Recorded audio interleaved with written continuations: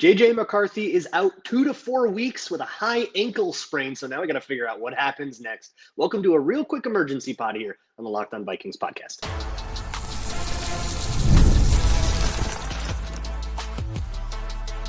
You are Locked On Vikings, your daily Minnesota Vikings podcast, part of the Locked On Podcast Network, your team every day. What's up, everybody? Hey, welcome to a quick emergency edition of the Locked On Vikings podcast. Look at this. I don't even have my wall set up yet, and players are already dropping like flies. The injury bug has hit the Vikings so bad, and now the biggest blow probably is that the quarterback is down. High ankle sprain for JJ McCarthy, out 2 to 4 weeks, according to Adam Schefter's reporting. Kevin O'Connell said they don't anticipate having him for Cincinnati, but didn't say anything beyond that. So now it's Carson Wentz time. For the second time in 3 years, the Vikings and Bengals will square off with just their backup quarterbacks. It's weird that this keeps happening. So what I wanted to do is I just wanted to go live. All right. Let some people in the chat get their vents out. Nathan Feather says there is a non-zero chance that JJ won't start another game for us. Yep, you are dooming. You're being crazy. And just try to kind of reorient where we're thinking. This emergency pod on the Locked On Vikings podcast is brought to you by FanDuel. Right now, new customers can bet just $5, and if your bet wins, you get $300 in bonus bets to use across the app. So if you're live, if you're in the chat, let it all out. All right. I also I'm going to do a real full Town Hall Tuesday later tonight. So that'll be up in the morning as well. But yeah, it sounds like 2 to 4. It sounds like that's going to basically take JJ McCarthy to the bye. So we'll have Carson Wentz now for the whole Europe trip. I'm going to fly across the pond to see Carson Wentz play. I'm not super thrilled about that, but I will be over there. That'll be fun. And we'll see if things are a little bit different. Here is what I'm thinking. I mean, obviously this freaking sucks. I don't want to watch Carson Wentz play football for my team. We've seen enough of that. And he's been a backup for a couple of years now and for a pretty good reason. But as a veteran, a lot of the problems that happened last night are kind of based on like the inexperience. Carson Wentz can like operate a huddle. We know that. There's lots of problems with Carson Wentz. That's not one of them. So maybe Kevin O'Connell can like avoid the need to simplify the offense a little bit, and you can hopefully get things down. The problem is that's not a long-term solution, right? Yes, you can now call your 35-word play calls because Carson Wentz knows how to do a huddle, but that you're going to invite way more problems, right? Like you don't want to make this the long-term starter, and you certainly don't want to just like quit on JJ McCarthy because he doesn't quite have the rhythm of things down yet in his second ever start. But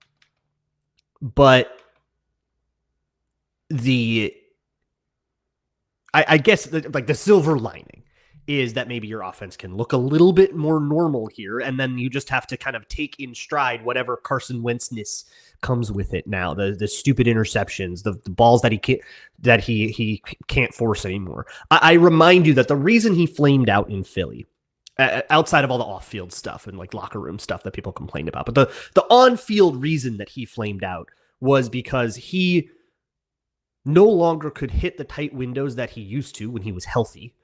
And he didn't change. He didn't back off of it.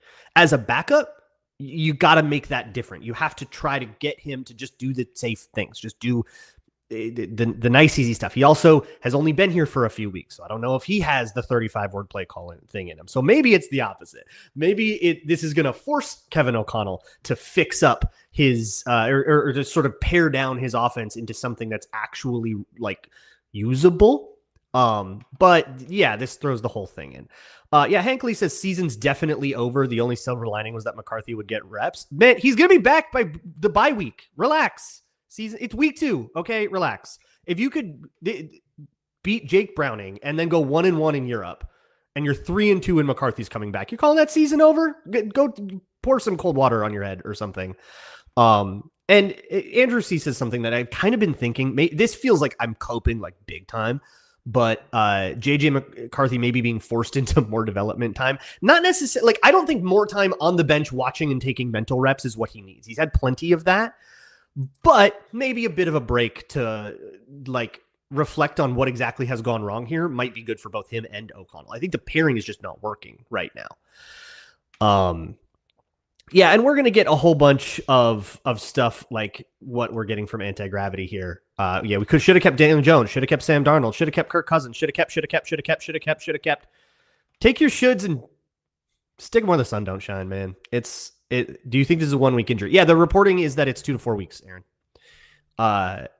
So this is probably going to take him to the bye or close to it. He'll maybe be like questionable for the last game in London against the Browns, but I'm going to guess the bye. If it's a high ankle sprain, those tend to be pretty long injuries. Those are like a month or so for sure. And then you have the bye week. So you're actually going to have like 5 weeks. So look, nothing that has happened in the last 24 hours is good. The vibes have shifted quite a bit, but I want you to think about it this way. The Vikings have totally fallen apart from the way you felt on Monday night. Think about the way you felt on Monday night, how different you feel now. It's pretty stark contrast, right? The NFL season has a way of flipping it right back around all the time. It is a long year. By Thanksgiving, this will all be in the past, and we'll be, whatever the record will be, we'll be talking about the upcoming game against I forget who's that week, the Cowboys or whatever, and we'll move on from there. And after this season, we're going to go, wow, that was a weird developmental year. But the narrative after that season is going to be like, all right, let's see what he does in the second year. Okay, well, here's what he needs to learn. Here's what we need to do. It's what it's going to be. Zoom out.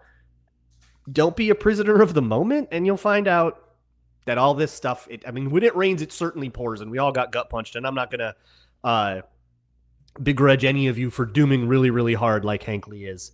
I will let you have your moment, Hank. Absolutely. But this is a very weird moment in time that will ultimately wash away in the grand scheme of everything.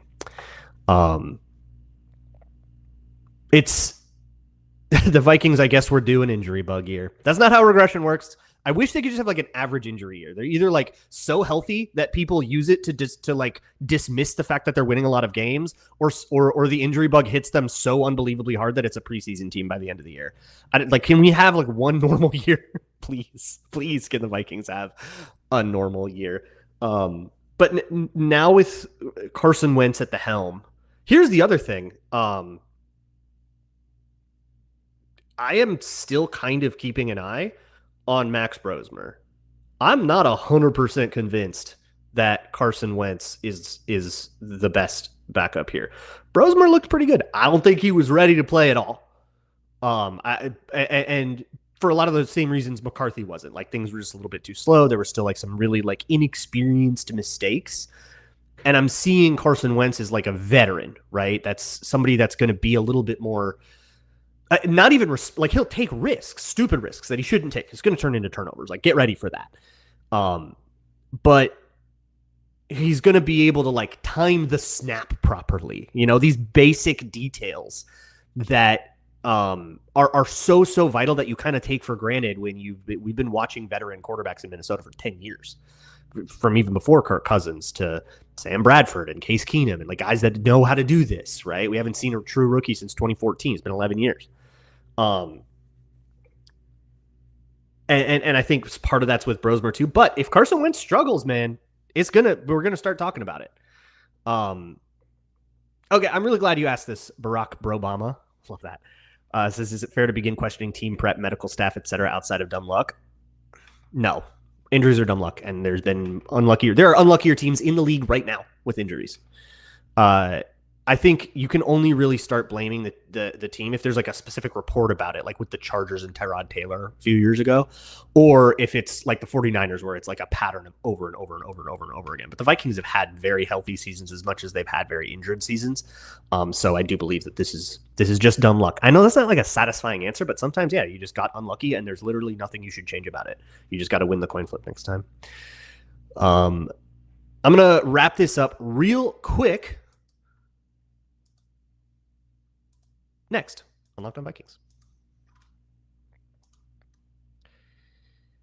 This episode of Locked On Vikings is brought to you by Mazda. Mazda delivers confidence with every ride with more IIHS Top Safety Pick Plus awards than anyone else as of August 25th. You can feel the Japanese craftsmanship in every detail, from the metallic accents to available Napa leather upholstery. We've been talking a lot about how much the details matter in something like an NFL game, and Mazda takes that philosophy to heart. Their all-wheel drive is standard in every crossover SUV, and you can make everyday drives feel like anything but, from their smooth handling to intuitive controls. All those little details lead to really noticeable effects. Like NFL players, Mazda sweats every detail, because when you make every move count, impossible becomes irrelevant. Mazda, move and be moved.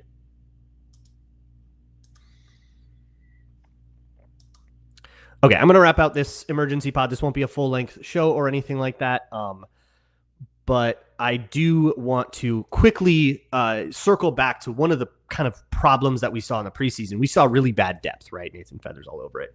We saw really bad depth in the preseason. We saw them getting totally worked by the Patriots and stuff. And yeah, a lot of the guys that were like responsible for those things did get cut. Like one of those guys is Maya Vaughn. Maya Vaughn's not on the team. Like they got cut, right? But I think it's still fair to say, you know, we're getting injured a lot. There are questions about the depth, but I don't think there's all questions. I think like, hey, they made a mistake at who the backup left tackle was. That was not good enough. And like we've been on the wrong end of it. I was looking at, I was so worked up last night. I forgot to do this, but you know, I'm remembering the Thursday night game against the Rams last year. They had like 3 backups on their interior and a third string left tackle. The Vikings couldn't get pressure. You can overcome it. You can do it. But you can't do it if you're just going to leave that guy with very little help and let him just kind of get worked by the best edge rusher on the other team all the time. You know, they have a draft pick in Michael Juergens that they've been very, very adamant is good enough for a backup. The 4 concussions, that's Ryan Kelly has had quite a bit of a concussion history. And that's really the thing. If you don't want to chalk it up to dumb luck, that's not a satisfying answer to you. You can say they played into it. They played into it by signing players with concussion histories, players with injury histories, bringing in old and injured players, and then watching those players become more injured. That they kind of played into the injury thing. I don't think it quite lines up, though. Like one of those guys is Will Fries, who's still around. One of those guys, two of those guys, Javon Hargrave and Jonathan Allen, not on the injury report right now. And some of those guys might be coming back. We'll see if we get Van Ginkel back, Harrison Smith, Darisaw, and so some of those injuries might be running their course now as the new ones start. But you know, it's just not all that common to watch a team get healthier as the season wears on and beats the crap out of everybody. So we shall see. I'll answer one last question from Nathan Wright. If Wentz does well, do you think they'll let JJ start again this year? Yeah, absolutely. Carson Wentz has been here for like 3 weeks, and JJ McCarthy is still the future of the franchise. They're not going to give up after him. They're not going to give up on him after 2 bad games. If they do, I think everybody involved in that decision should be fired post haste. And I think people suggesting it should be fired too from their jobs. Just, you know, if you're like warehouse job or you know, if your office job, your boss should be like, yeah, that was a really bad take on that podcast. You're out. That's it. All right. We'll see you guys all in the morning for a real Town Hall Tuesday. Get your questions in. The link is in the show notes to this or any other podcast episode. So you can get your questions, your hot takes, your bold predictions. I will see you all tomorrow. And as always, Skull.